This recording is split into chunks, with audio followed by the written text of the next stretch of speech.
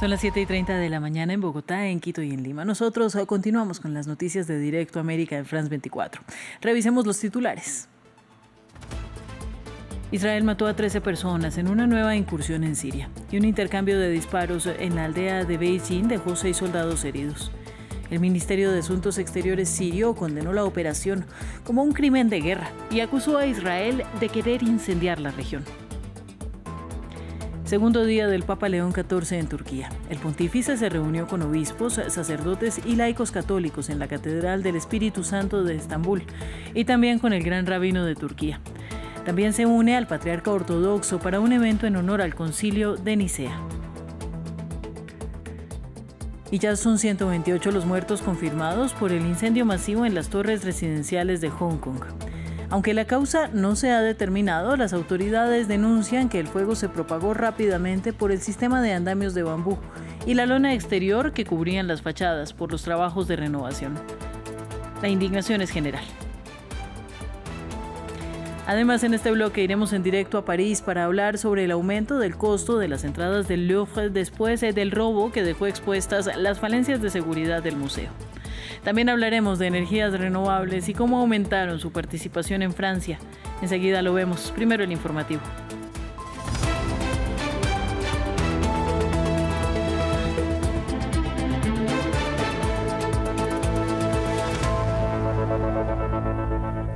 Comenzamos. Las fuerzas israelíes mataron al menos a 13 personas en una operación en el sur de Siria, la mayor de cientos de ataques desde la caída del régimen de Bashar al-Assad. El ejército dijo que buscaba neutralizar islamistas y en un intercambio de disparos en la aldea siria de Beit-Jin dejó 6 soldados israelíes heridos, 3 de ellos en estado grave. El Ministerio de Asuntos Exteriores sirio condenó la operación como un crimen de guerra y acusó a Israel de querer incendiar la región. Nos amplía nuestra corresponsal en Jerusalén, Yanira Gómez Muñoz.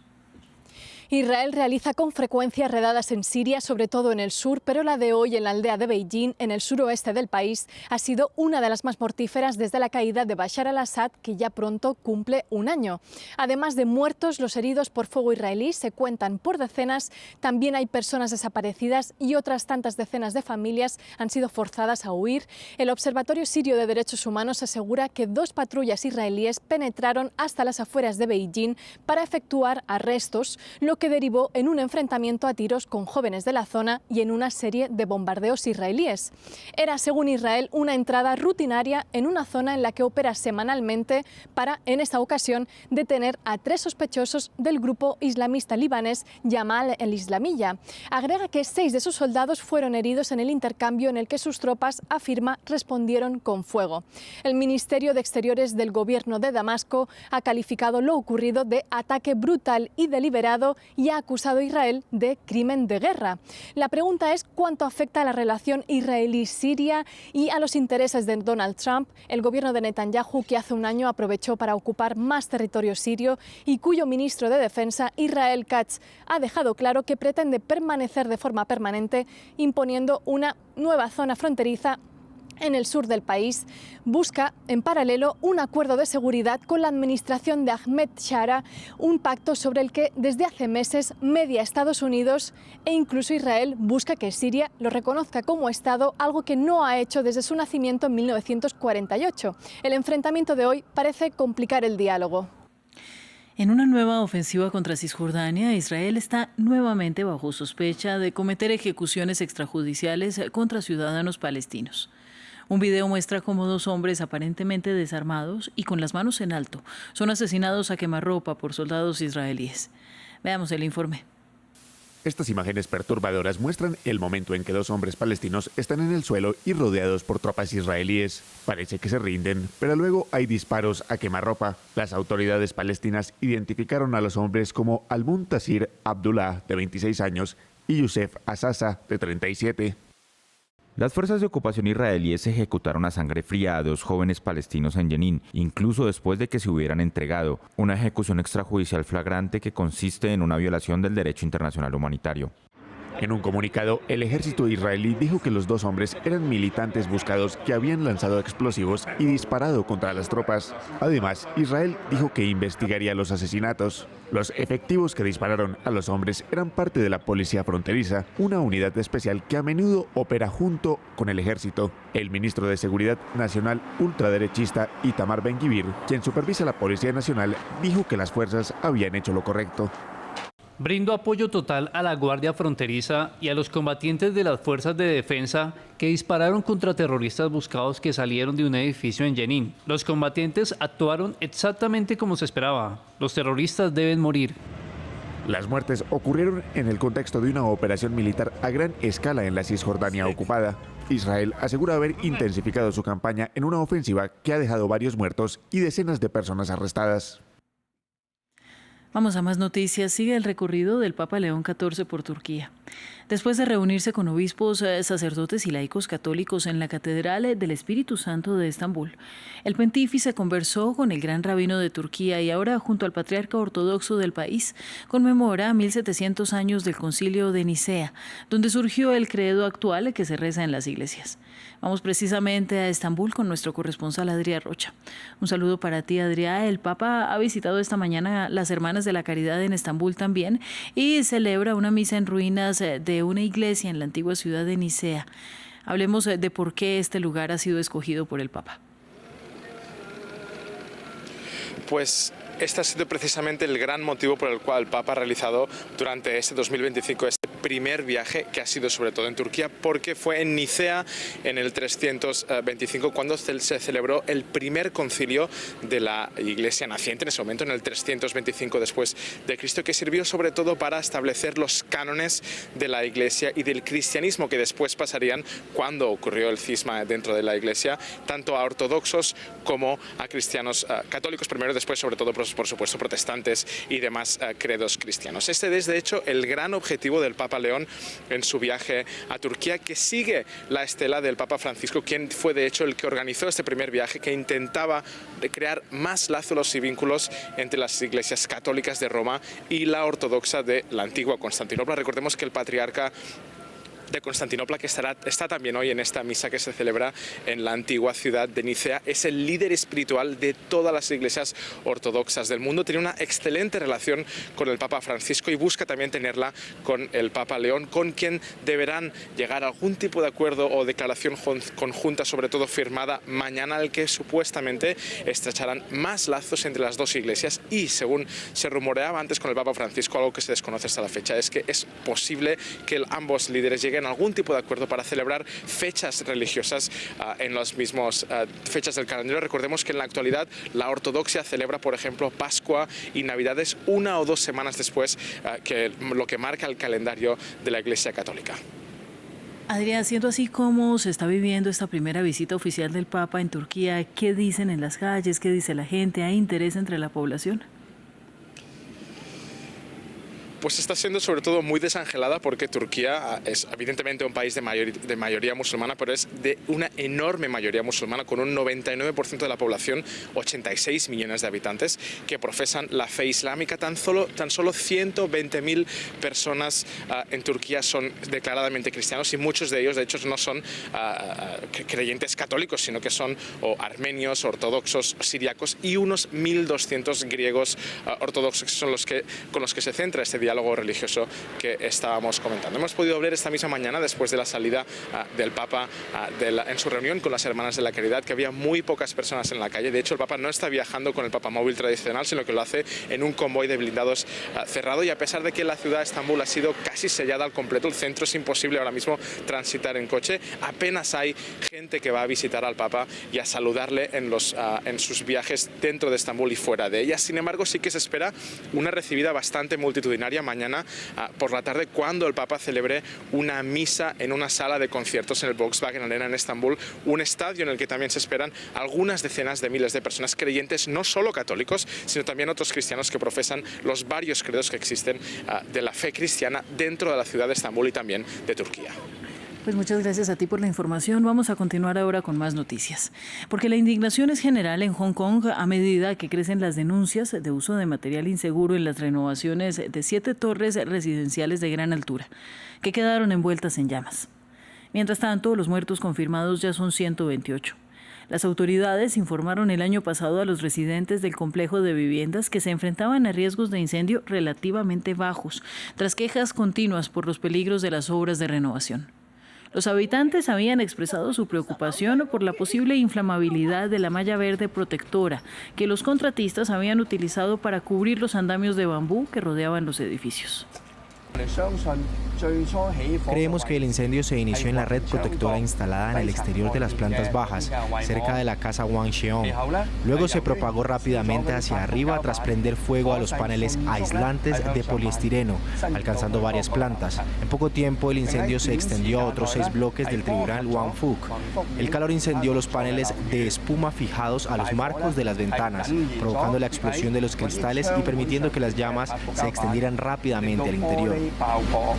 Continuamos. El presidente ruso Vladimir Putin recibió al primer ministro húngaro Viktor Orbán en Moscú para abordar la continuidad del suministro de crudo y gas a Hungría, así como los esfuerzos de paz en Ucrania. El jefe del Kremlin dijo que seguiría estando dispuesto a elegir a Budapest como sede para reunirse con el presidente estadounidense Donald Trump. Y es que Putin y Trump acordaron en octubre encontrarse en la capital húngara, pero el estadounidense canceló el encuentro alegando que no quería que fuera una pérdida de tiempo. Orbán ha mantenido estrechas relaciones con Moscú pese a la guerra en la vecina Ucrania, y Hungría sigue dependiendo en gran medida de la energía rusa a pesar de los esfuerzos de la Unión Europea por reducirla. Y en un momento crítico para Ucrania, las autoridades anticorrupción allanaron la residencia del hombre más poderoso después del presidente Volodymyr Zelensky. Su jefe de gabinete, Andriy Yermak. ¿Podría este escándalo de corrupción hundir las frágiles negociaciones de paz con Rusia y desestabilizar al gobierno en Kiev? Ampliamos en este informe de Samuel Salgado Castro. Es el hombre en las sombras del poder en Ucrania, Andriy Yermak, jefe de gabinete del presidente Volodymyr Zelensky y principal artífice de las negociaciones de paz. Este viernes su rostro aparece en la portada del medio ucraniano más conocido en el extranjero, The Kyiv Independent, que titula que Yermak podría ser imputado muy pronto, una afirmación atribuida a los investigadores que llevan un caso de corrupción en su contra y que hoy lo tienen contra las cuerdas. Las autoridades allanaron su apartamento y oficina en Kiev. En su cuenta de Telegram, el jefe de gabinete de Zelensky confirmó la información. Hoy la Oficina Nacional Anticorrupción y la Fiscalía Anticorrupción de Ucrania están llevando a cabo acciones procesales en mi domicilio. Los investigadores no encuentran ningún obstáculo. Se les ha concedido acceso total al apartamento y mis abogados están presentes, colaborando con las fuerzas del orden. Por mi parte, les estoy prestando toda mi colaboración. 8 sospechosos ya enfrentan cargos en la mayor pesquisa por corrupción de la era Zelensky, un esquema de sobornos por $100 millones en la estatal Energoatom, el monopolio nuclear ucraniano. Fuentes de la investigación señalan a Yermak como el Alí Baba, el cerebro que habría orquestado mansiones de lujo cerca de Kiev, una de ellas destinada a él mismo. El escándalo estalla en el peor momento, mientras Kiev resiste presiones de Estados Unidos por un acuerdo de paz con Rusia.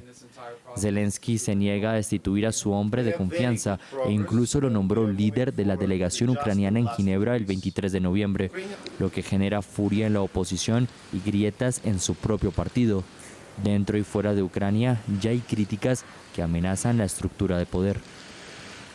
Y el presidente de Estados Unidos, Donald Trump, prometió en el Día de Acción de Gracias pausar permanentemente la migración proveniente de los países más pobres, con un fuerte discurso antimigrantes publicado a altas horas de la noche del jueves en redes sociales. Esto luego de que se confirmara la muerte de una de los soldados de Guardia Nacional de Virginia Occidental, que fueron emboscados a disparos a casi 200 metros de la Casa Blanca el miércoles en la tarde. El otro soldado, Andrew Wolf, de 24 años, continúa en estado crítico. Nos amplía Jesús Yajure. El presidente Donald Trump confirmó la muerte de uno de los 2 soldados de la Guardia Nacional atacados a balazos por un ciudadano afgano cerca de la Casa Blanca, en un hecho ocurrido el miércoles por la tarde. Se trata de Sarah Beckstrom, de 20 años. El otro soldado, Andrew Wolf, de 24, continúa luchando por su vida. Las autoridades cuestionaron duramente la revisión de antecedentes y controles migratorios durante la administración de Joe Biden. Debemos reexaminar ahora a cada extranjero que ha entrado a nuestro país desde Afganistán bajo el mandato de Biden y tomar todas las medidas necesarias para garantizar la expulsión de cualquier extranjero de cualquier país que no pertenezca aquí ni beneficie a nuestro país. El FBI registró varias residencias del agresor, identificado como Rahmanullah Lankawal, un afgano de 29 años que entró en septiembre de 2021 en el marco de la operación Bienvenida a los Aliados y que trabajó para la CIA antes de la retirada estadounidense de Afganistán. Su asilo fue concedido en abril de este año, 3 meses después del retorno de Trump a la Casa Blanca. El caso ha propiciado una revisión exhaustiva de las políticas de migración y asilo, con la suspensión indefinida de los trámites a las aplicaciones de Afganistán. Se suspende indefinidamente la tramitación de todas las solicitudes de inmigración relacionadas con ciudadanos afganos, a la espera de una nueva revisión de protocolos de seguridad y control. Y también de las residencias permanentes o green cards de los inmigrantes procedentes de 19 países mencionados en la orden ejecutiva de Trump de junio. Trump ha desplegado tropas en Washington, Los Ángeles y Memphis, todas gobernadas por demócratas. El miércoles pidió 500 soldados adicionales a Washington, lo que eleva el total de tropas en la capital a 2.500. Vamos en directo a París. Allí está nuestra periodista Erika Olavarría con la agenda francesa. Erika, buen día para ti, buenas tardes en París. Comienzo preguntándote por el Louvre. Aumenta el precio de las entradas y pues bueno, explícanos esta noticia.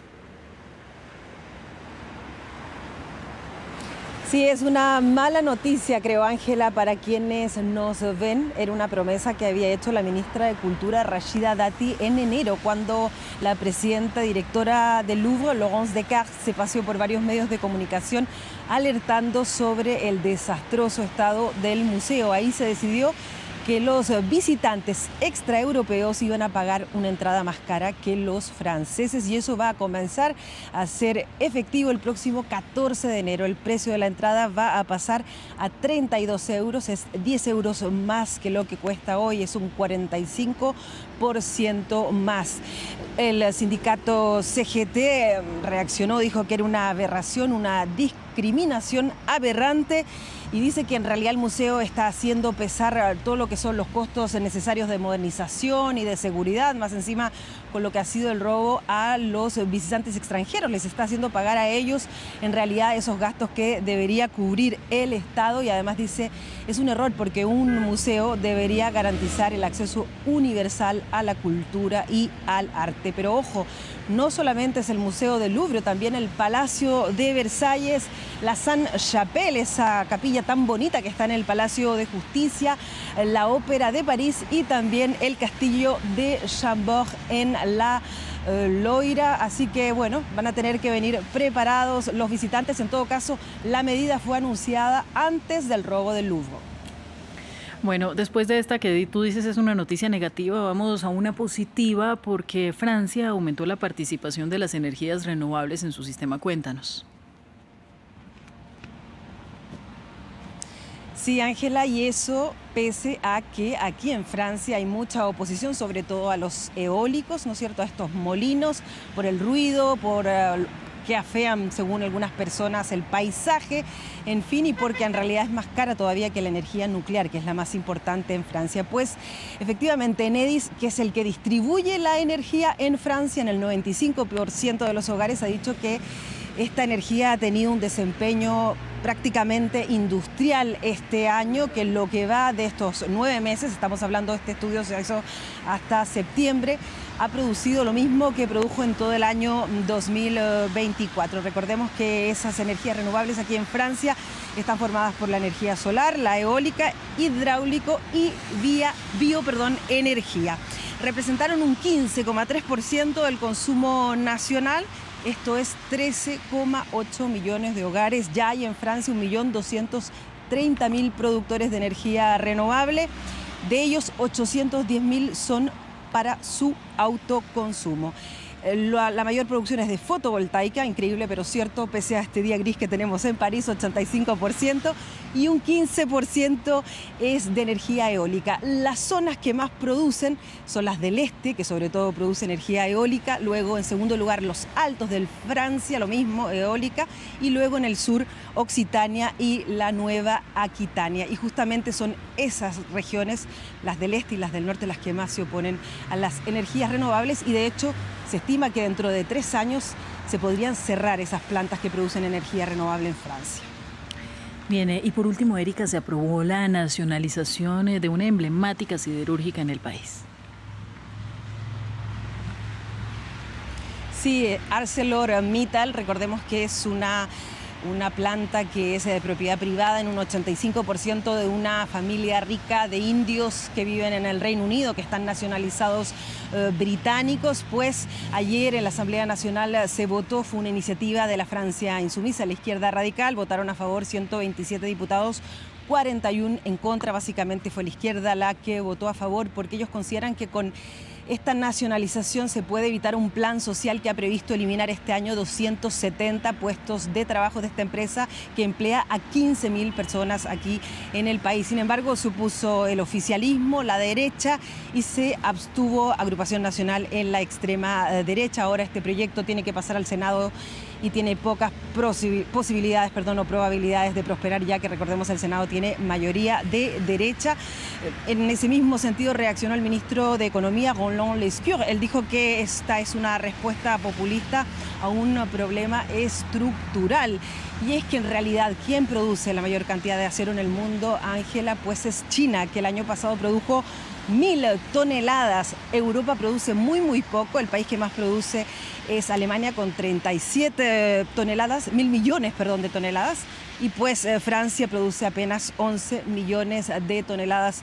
No es un país que pueda competir con estos otros grandes productores. Digo, China es el mayor productor, luego viene India, Japón y los Estados Unidos. Por eso al ministro no le parece realista, al contrario, cree que peligran aún más los puestos de trabajo de las personas que están en esta empresa si esta llega a ser nacionalizada.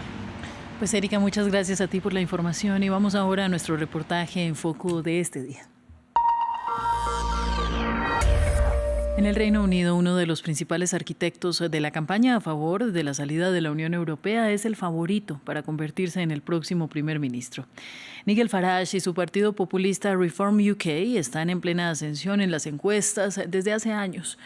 Nigel Farage sostiene que la inmigración es la causa de los problemas del país, desde el aumento del costo de vida hasta las largas listas de espera en los hospitales. Veamos este reportaje. This is the Talbot Reform UK pub. Peter es copropietario de The Talbot, el primer pub dedicado al partido Reform UK. El líder del partido, Nigel Farage, es un héroe aquí. Él ayudó a liderar la campaña del Brexit contra los denominados Remainers que querían permanecer en la Unión Europea.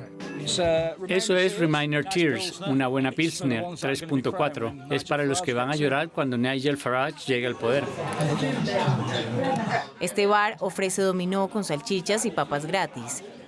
Una oportunidad para crear comunidad y atraer nuevos votantes al partido de extrema derecha.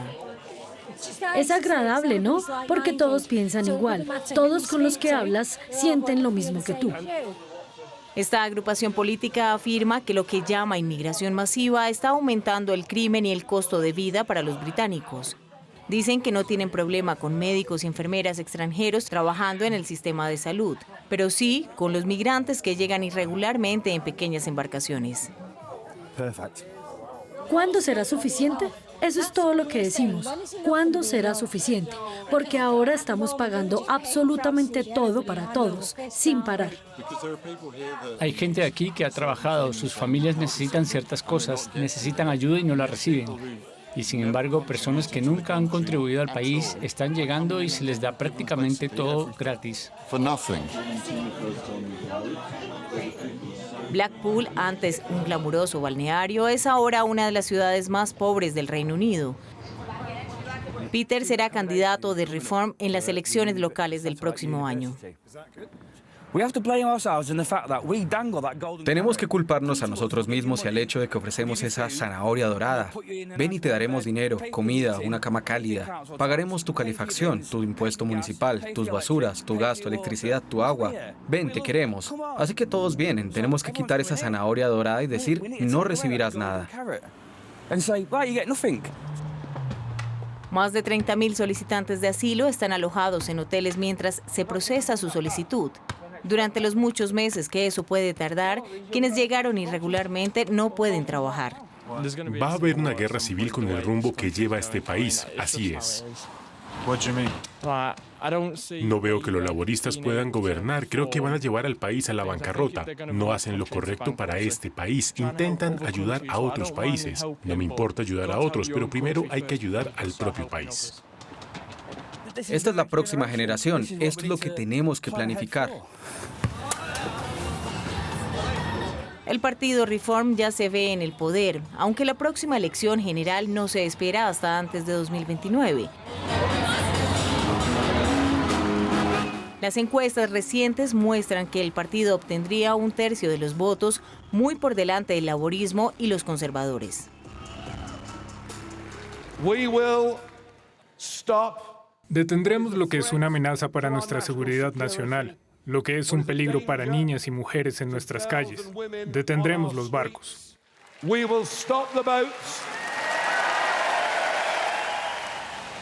En el auge de Reform UK, los movimientos nacionalistas ganan fuerza. Algunos han empezado a colgar banderas británicas y cruces de San Jorge en los postes. Dicen que la identidad británica está bajo amenaza.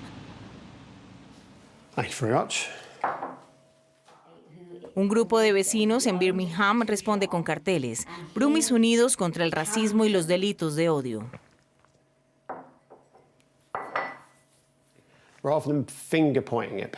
En lugar de señalar con el dedo, deberíamos pensar cuáles son los verdaderos problemas del país. La gente que quiere venir aquí quiere trabajar, contribuir a la economía y a sus comunidades. Dicen que el partido Reform UK ha dado espacio para que los racistas salgan a la luz. Camino por la calle y sé quién tiene un cartel en la ventana. Y sé que si hubiera un problema, sé a qué puerta llamar.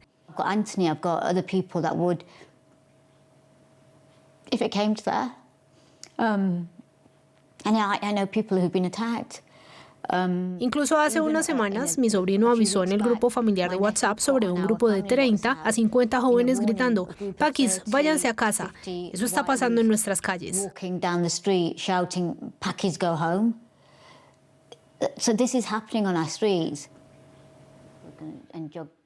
El padre de Mus vino de Pakistán para trabajar en la industria del acero.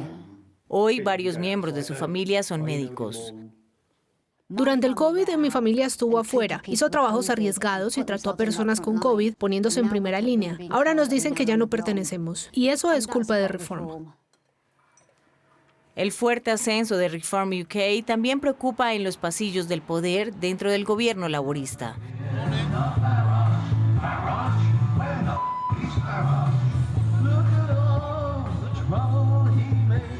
Fuera de Westminster, el activista Steve Bray protesta contra el Brexit y Nigel Farage. El sublíder de Reform, Richard Tice, pasa por allí. What is he singing? He's singing how wonderful Nigel is. I've got to go. Lovely to see you. Unos minutos después, el ambiente se tensa. Can I help you? I like the flag. Why haven't you got a union flag? You're a communist, right? No. Yes, you are. You're a communist. You're a communist. You served your country. Well, Find that communism. flag is communism. You're defying communism. Define it then. Yeah. Tell us what communism is. Open borders with Islam. I want to say to you, you're a prick. Define communism. Oh, here you go. There you go. Para algunos, Reform UK ofrece soluciones, pero otros ven a Nigel Farage como un peligro para el país y una puerta abierta a la extrema derecha. Vamos a una pequeña pausa, ya regresamos con la actualización de las noticias de Directo América.